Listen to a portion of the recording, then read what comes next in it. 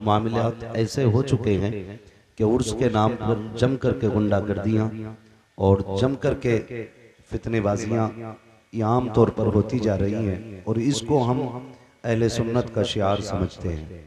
जबकि जितना बड़ा नुकसान हमें इन तमाशों से पहुंचा है उतना बड़ा नुकसान दीन के नाम पे किसी और चीज़ से नहीं पहुंचा है।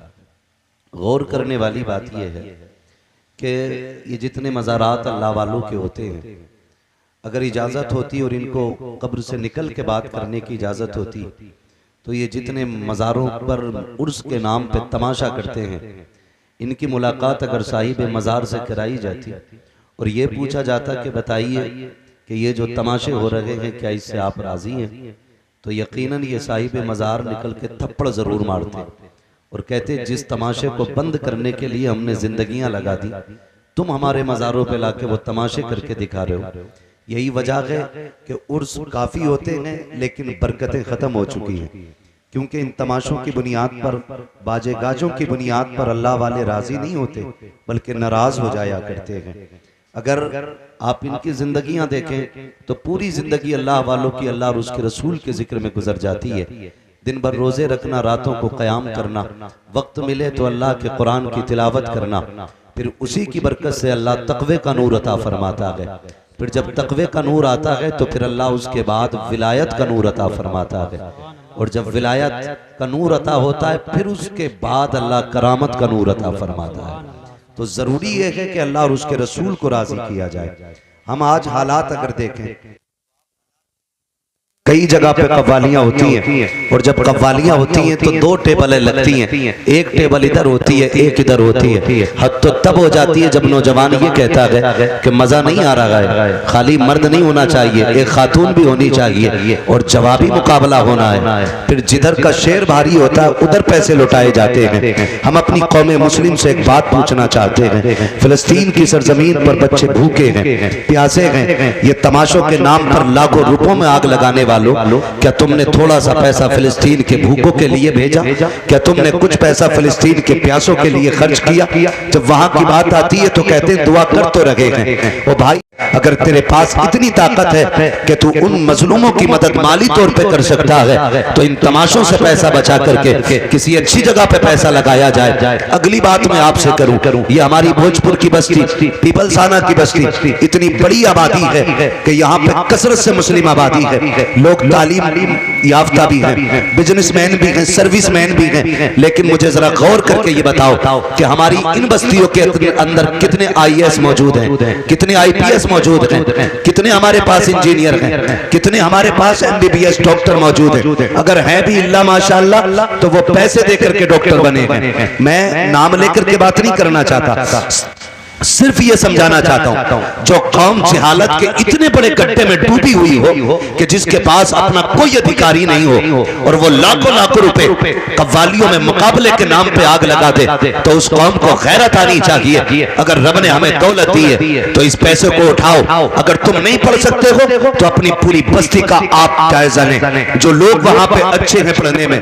किसी को गुर्बत पढ़ने नहीं देती है, किसी को मजबूरियां आगे बढ़ने नहीं देती है, तो उस पैसे को ले जाकर के उस पढ़ने वाले की तालीम पे लगाओ, उसको आगे बढ़ाओ। अगर वो आपके दिए हुए पैसे से IAS IPS बनने के बाद किसी भी कुर्सी पे बैठेगा तो मेरा ईमान ये कहता है कि अगर उसने निज़ाम मुस्तफा को भी जाना होगा तो किसी भी कुर्सी पे बैठेगा, वो जुल्म नहीं करेगा। जब भी कलम उठेगा उसका इंसाफ के लिए उठेगा और हक के लिए उठेगा, और जब भी इंसाफ कायम होगा तो फिर कोई रोएगा नहीं, बल्कि हर बस्ती में मुस्कुराने वाले नजर आएंगे, खुशहाल लोग नजर आएंगे।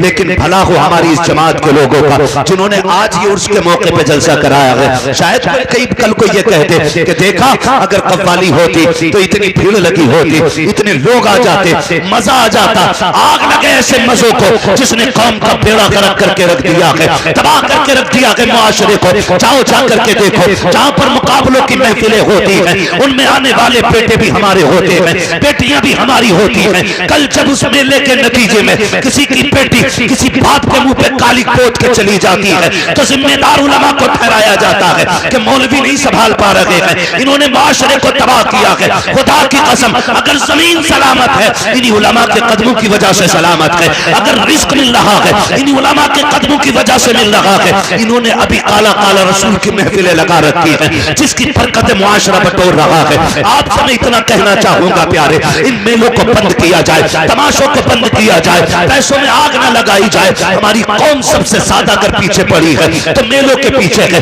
मजारों के गुंबद के पीछे पड़ी है। इन फालतू के खर्चों से पैसा बचाओ, तालीम पे पैसा लगाओ, बच्चों को आगे बढ़ाओ। अब दौर वो आ गया है कि यहाँ हथियार से जंग नहीं जीती जाएगी, बम और तोप से जंग नहीं जीती जाएगी। कौम वो आगे जाएगी जिसके हाथ में इक़्तिदार होगा या जिसके हाथ में कलम की ताकत होगी। सुभान अल्लाह, सुभान अल्लाह। आगे नहीं बढ़ सकते हो। और रह गई दो रोटियों की बात, तो पेट तो कुत्ते भी पाल लेते हैं, पेट कुत्ते भी पाल लेते हैं। अगर आप दो रोटी कमा सकते हैं तो कौन से कमाल की बात है। मजा तो जब है जब हमारा मुआशरा निज़ाम मुस्तफ़ा के मुताबिक जिंदगी, सुभान अल्लाह, निज़ाम मुस्तफ़ा के मुताबिक जिंदगी गुजारे। पूरा साल जम के ब्याज लेते, पूरा साल जम के रिश्वतें लेते, पूरा साल जम के झूठ बोलते, धोखा दे के सौदा बेचते। साल में एक बार उर्स आ गया, चादर चढ़ा दी, सारे गुनाह माफ। ये चादर मजार पे डाली है, ये अपने पापों पे डाली।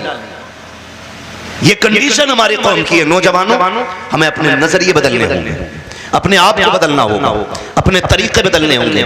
ये महफिल जैसे कि अभी हज़रत अल्लामा मौलाना फैजान रज़ा अजीज़ी ने बताया, इतनी अज़मत व बरकत वाली महफिल है, जो यहाँ के बैठ जाता है वो बख्श दिया जाता है, बख्श दिया जाता है। आप कहेंगे बड़े बड़े पापी आते, तो रब की रहमत है, कहती महबूब मैं इन गुनाहगारों के गुनाह नहीं देख के तक के, बल्कि मैं तेरे चेहरे के सदक़े में आने वालों को बख्श देता हूँ। सुभान अल्लाह। हुजूर के सदक़े में हम बख्शे जाते हैं। जब हम हुजूर के सदक़े में बख्शे जाते हैं तो फिर काम भी वो करें जो मदीने वाले को पसंद है, जो हुजूर को पसंद है वो काम करना चाहिए। ये मेले तमाशों में बेपर्दगियां कितनी होती है, हद से ज्यादा बेपर्दगियां होती हैं। जबकि मदीना शरीफ की ये तारीख रही है जब पर्दे का हुक्म लाजिम किया। मेरे महबूब ने फरमाया कि रब ने फरमाया औरतों से कह दो कि वो रास्ते में साइड से चला करें। तो मदीना शरीफ की ये तारीख रही, औरतें इतनी दीवार से चिपक के चलती थी कि उनके बाजुओं से कपड़े घिस घिस के फट जाया करते थे। आज क्या हाल है मुआशरे का? आज आप रास्ते से हटे तो हटे, वरना सामने से आने वाला हटने के लिए तैयार नहीं है।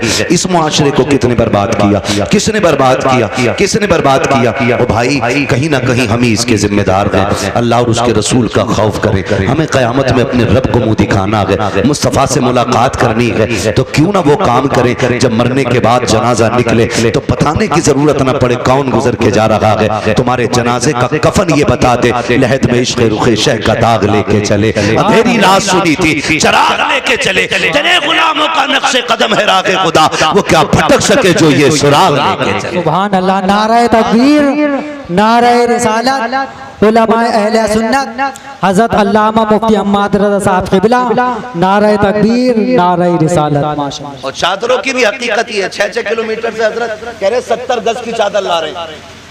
मैं ढोल के आ रहा है 70 गज की चादर 12 किलोमीटर से नौजवान लेके चले। ख्याल आता शायद सारे ही रोजा रख के चले होंगे। हर कदम पे 2-2 रकात नफल अदा करते आते होंगे। फर्ज तो फर्ज, तहज्जुद नहीं छूटती होगी। लेकिन जब पहुंचो और जब चादर आए तो देखो कोई भांग पी के आ रहा है, कोई चरस मार के आ रहा है, कोई रास्ते में थक गया था तो पौवा ही मार दिया।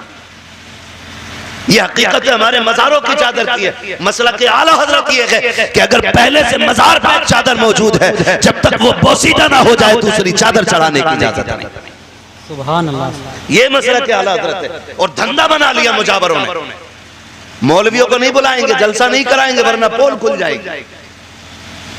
हाँ, वो कह रहा कि ये मौलवी और मुफ्ती के फतवे हमें क्या रोकेंगे। अल्लाह ने हमें तेरी गर्दन काटने के लिए मुकल्लफ नहीं किया। हमारा काम सिर्फ बताना है।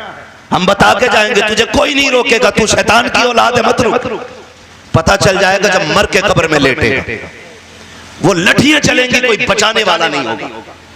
हाँ, मुजावर मर रहे हैं, मजार बनने सबके। ओ भाई, जो लायक मजार है उसका बनाओ। पतंगे शाह, मलंगे शाह, जुब्बे शाह, कंगन शाह, चुटिया शाह, लुटिया शाह, सारे मजार बना दिए। आने वाले दौर में इतने मजारों पे आने वाले नहीं होंगे जितने मजार नजर आए।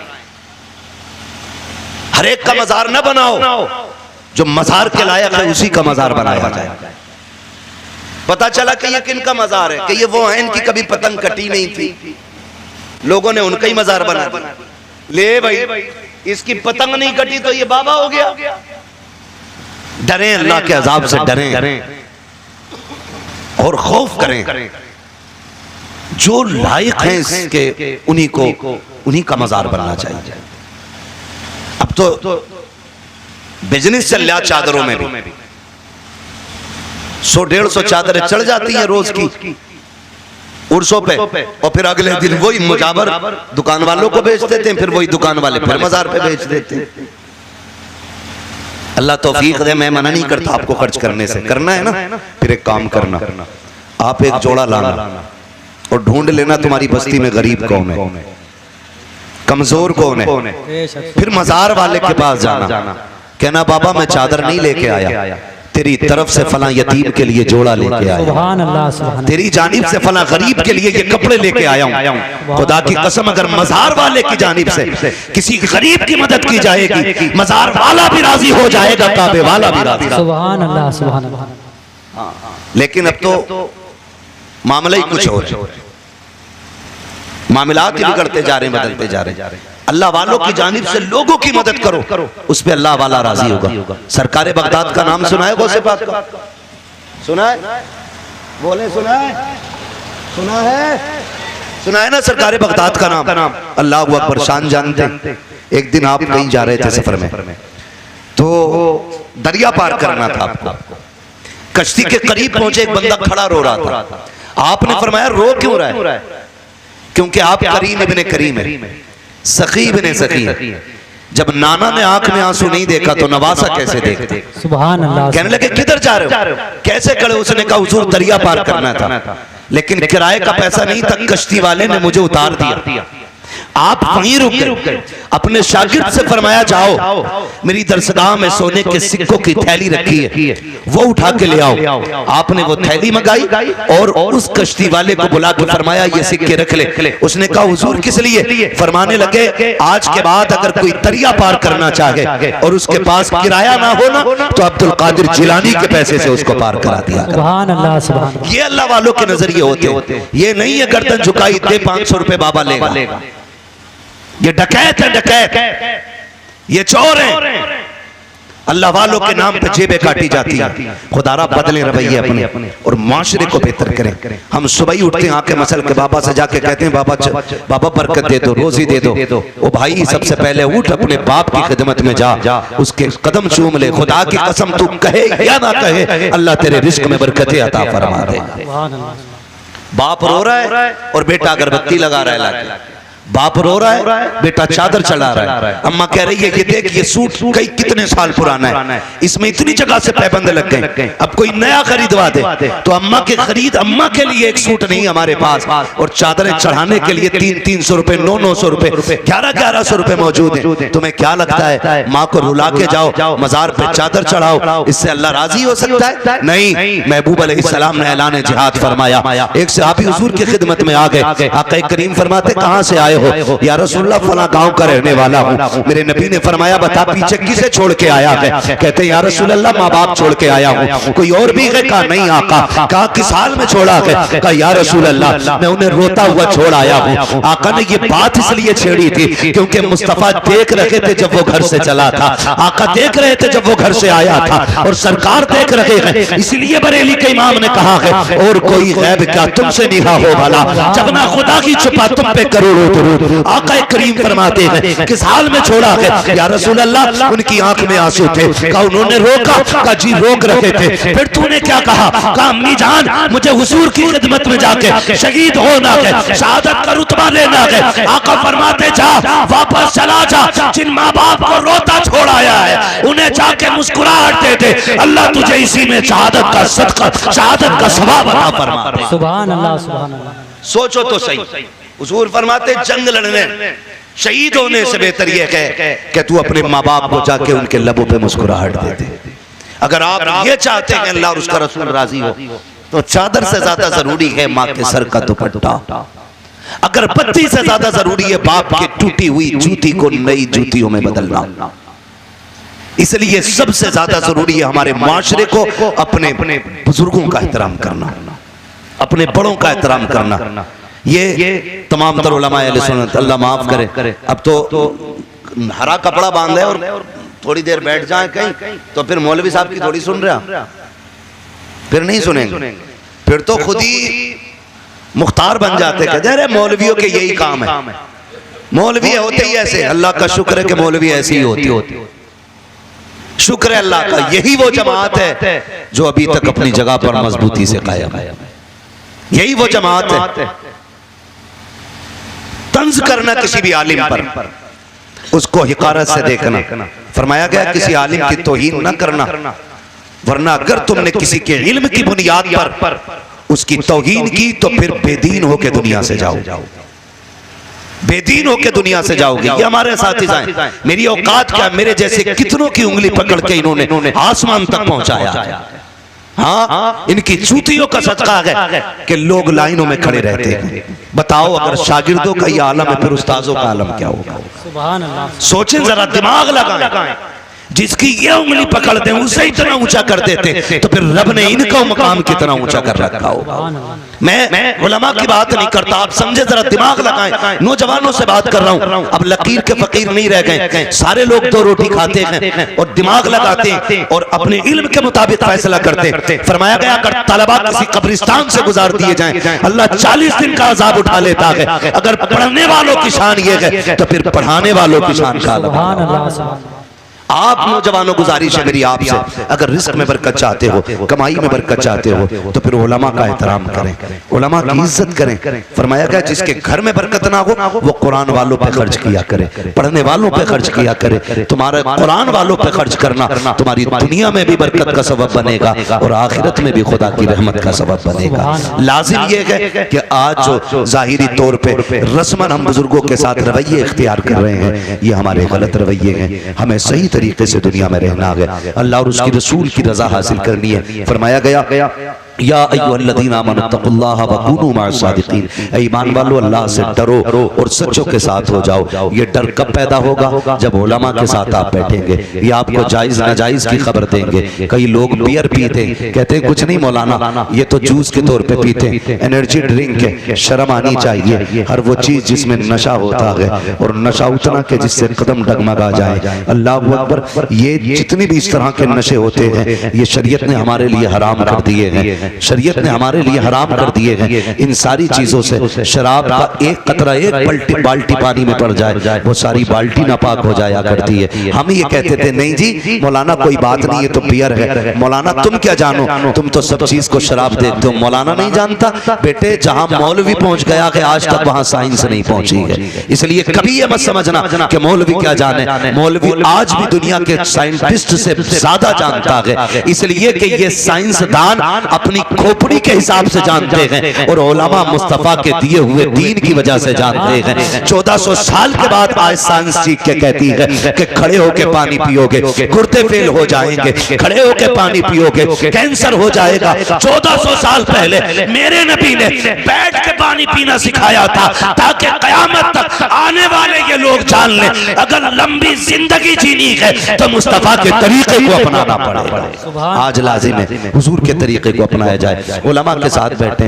हराम हलाल की तमीज करें, यूं ही मजार नहीं बन जाते। अला व मम्मा ताला हुब्बे आले मोहम्मद जअलल्लाहु क़ब्रहु मज़ार मलाइकतिर रहमा। खबरदार जो अहले बैत की मोहब्बत में दुनिया से जाता है अल्लाह उसकी कब्र को मजार बना दिया करता है, मजार बना दिया करता है। क्योंकि मुझे जल्दी है, माजरत खा हूं, इसलिए इजाजत चाहूंगा। बस जो हुए गलत उनको माफ फरमाए रब कायनात। जिंदगी ने दिया साथ, फिर होगी मुलाकात, चमन रहा फूल खिलेंगे, जिंदगी रही, फिर मिलेंगे। सारे लोग कलमा शरीफ पढ़ लीजिए, ला इलाहा इल्लल्लाह मुहम्मदुर रसूलुल्लाह व मा अलैना इल्लल बलाग। अस्सलामु अलैकुम व रहमतुल्लाहि व बरकातहू।